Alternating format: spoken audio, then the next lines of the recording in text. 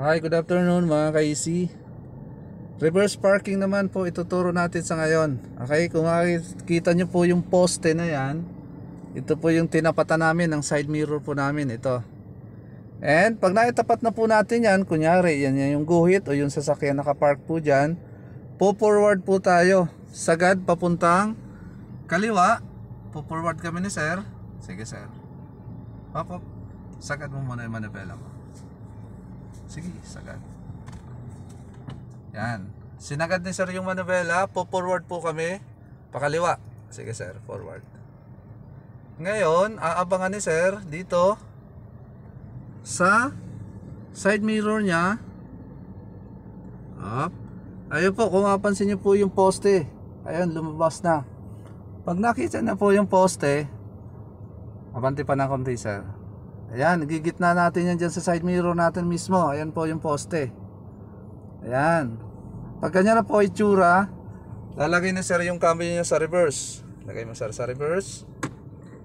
Sagad mo yung manubela sir. Kung saan ka papasok, dito sir, sa kanan. Sagad, manubela.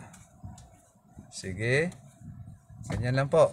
Ngayon, dahan-dahan po kami nga atras ni sir. Sige sir.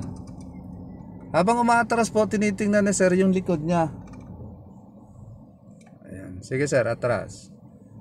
Hop. Oh, straight mo muna yung manubela mo sir. 1 2. Oh, atras ulit sir. Dahan-dahan. Check mo rin yung kanan mo sir. Baka tamaan yung kotse doon. Okay. Pag ganyan na po itsura, ayan, yung poste. Sagad mo sir yung manubela mo papunta rito sa akin. Okay. And yung kabila naman, chine-check ni sir. Malayo po doon. Ayun yung kotse na isa, kabila. Ayan. Sige sir. Dahan-dahan atras sir. Hop. Okay. Kunti pa sir. Huwag mo nang galawin yung manubela. I-align po natin yung sasakyan natin. Pag naka-align na po, ayan po yung guhit na puti.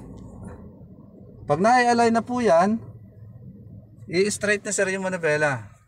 2 times. 1, 2, and atras po siya ng sagad papunta sa likod. Sige sir. Ayan. Hop.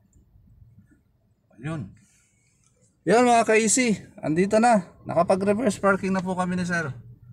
Yan. Dito po yan sa may Macdo, Binyan, Laguna.